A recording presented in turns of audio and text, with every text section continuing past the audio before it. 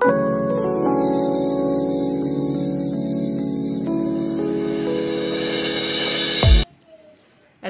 আলাইকুম ভিউয়ার্স, আপনারা সবাই কেমন আছেন? আশা করি যে যেখান থেকে আমার ভিডিওটা দেখছেন সবাই ভালো আছেন।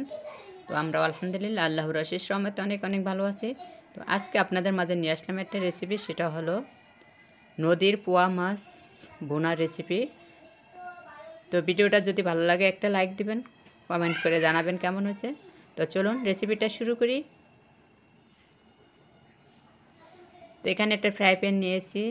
তো ফ্রাই প্যানে আগে থেকে তেল দিয়ে রেখেছি। তো তেলটা গরম হওয়ার পরে এখন হচ্ছে মাছগুলো দিয়ে দিচ্ছি।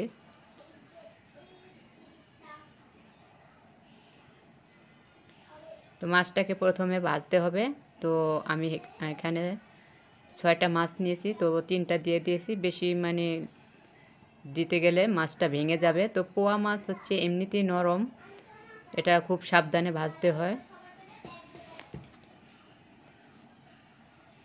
তো মাছটা এখন আমি উল্টিয়ে দিচ্ছি, ওই পিঠটা হয়ে গেছে।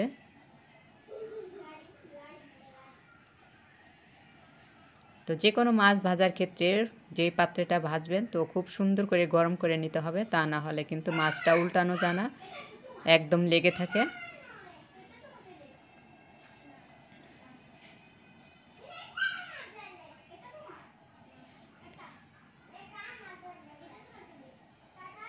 তো এভাবে উল্টিয়ে পাল্টিয়ে মাছটা ভেজে নিলাম। দেখুন মাছটা ভাজা হয়ে গেছে।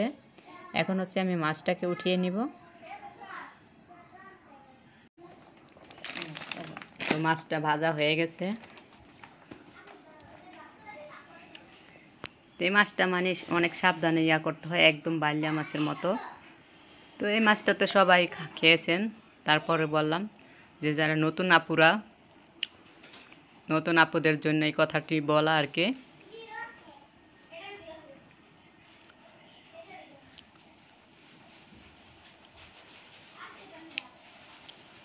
তো এখন হচ্ছে বাকি যে 3টা মাছ, তো ওই 3টা মাছ আমি এখানে দিয়ে দিচ্ছি। তো এটা আর আমি ভাজা দেখালাম না, তো সবগুলো দেখালে ভিডিওটা অনেক বড় হয়ে যাবে, এজন্য।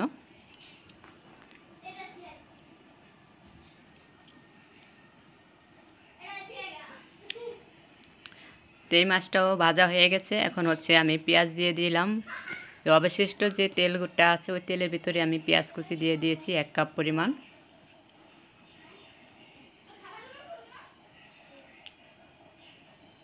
তো পেঁয়াজটা হালকা ভেজে নিব প্রথমে।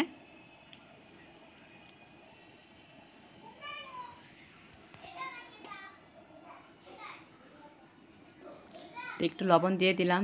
তো লবণটা দিলে হয় কি পেঁয়াজটা নরম হয়ে তাড়াতাড়ি ভাজা হয়ে যায়, অতি শীঘ্রই পেঁয়াজটা ভাজা হয়ে যায় লবণের কারণে।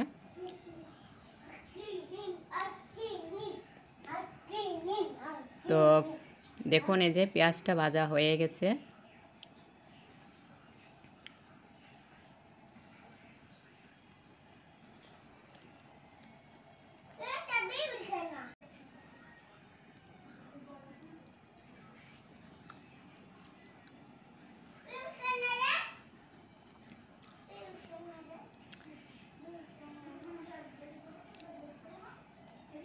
তো পেঁয়াজটা ভাজা হয়ে গেছে। এখন হচ্ছে আমার মশলাগুলো এখানে দিয়ে দিচ্ছে।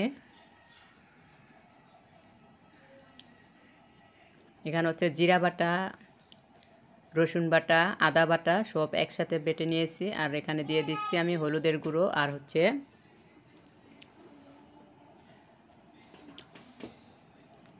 মরিচের গুঁড়ো, ধনিয়ার গুঁড়ো দিয়ে দিলাম আমি একটু পানি। তো পানিটা হচ্ছে আমার যে আদা রসুনের পেস্ট ছিল বাটিতে, ওই বাটিটা ধুয়ে একটু পানি দিয়ে দিয়েছি।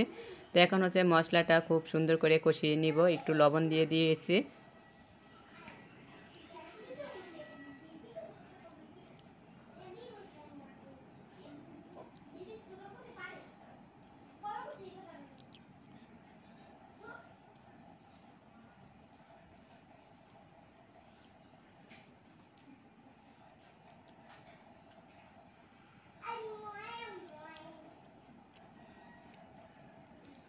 তো মশলাটা কিন্তু আমার কষানো হয়ে গেছে। দেখুন মশলা থেকে তেল উঠে গেছে। তো তেলটা উঠলেই বুঝতে পারবেন মশলাটা খুব সুন্দর করে কষানো হয়ে গেছে। তো এখন হচ্ছে ঝোলের পানিটা দিয়ে দিচ্ছি। তো আমি অল্প অল্প একদম মাখা মাখা ঝোল রাখবো, এর জন্য অল্প করে ঝোলের পানিটা দিয়ে দিয়েছি।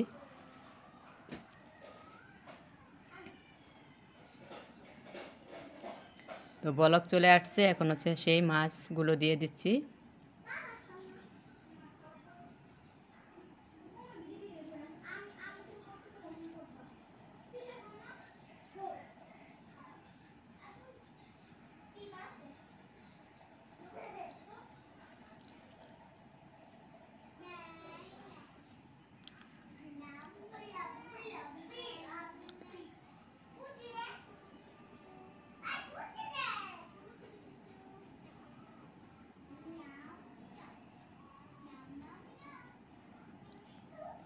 তো মাছটা দেওয়া হয়ে গেছে, এখন হচ্ছে একটা ঢাকনা দিয়ে ঢেকে রাখবো। ঢাকনাটা উঠিয়ে নিয়েছি দেখুন।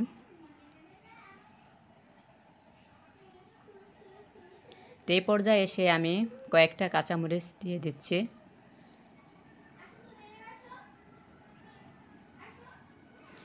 তো এখন দিয়ে দিব আমি ধনিয়া পাতা কুচি। তো এটা হচ্ছে আমার ফ্রোজেন কাঁচামরিচ আর হচ্ছে ফ্রোজেন ধনিয়া পাতা, তো দোনোটাই ফ্রোজেন।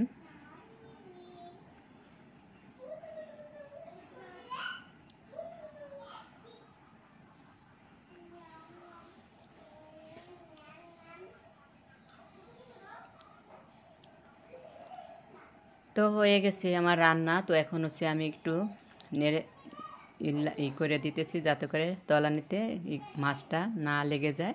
তো মাছটা যদি এই পর্যায়ে এসে লেগে যায় তাহলে কিন্তু মাছটা ভেঙে যাবে, এর জন্য একটু ফ্রাই প্যানের ডাটনিটা ধরে একটু ঝাঁকিয়ে ঝাঁকিয়ে নিচ্ছে।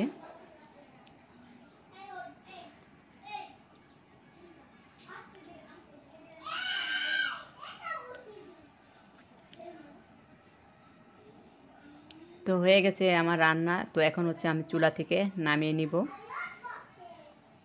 ফ্রাই প্যানটা, জালটা অফ করে দিয়েছি। দেখুন নামিয়ে নিয়েছি। তো কেমন হয়েছে আমার এই পোয়া মাছ ভুনাটা অবশ্যই জানাবেন কমেন্ট করে। তো আপনারা এভাবে বাসায় তৈরি করে খাবেন। তো পোয়া মাছ অনেক কিছু দিয়ে রান্না করে, তো আমি পেঁয়াজ দিয়ে ভুনা করাটাই পছন্দ করি বেশি এই পোয়া মাছটা। তো আজকের মতো এখানেই বিদায় নিচ্ছি। আপনারা সবাই ভালো থাকবেন, সুস্থ থাকবেন, আমাদের জন্য দোয়া করবেন। আল্লাহ হাফেজ।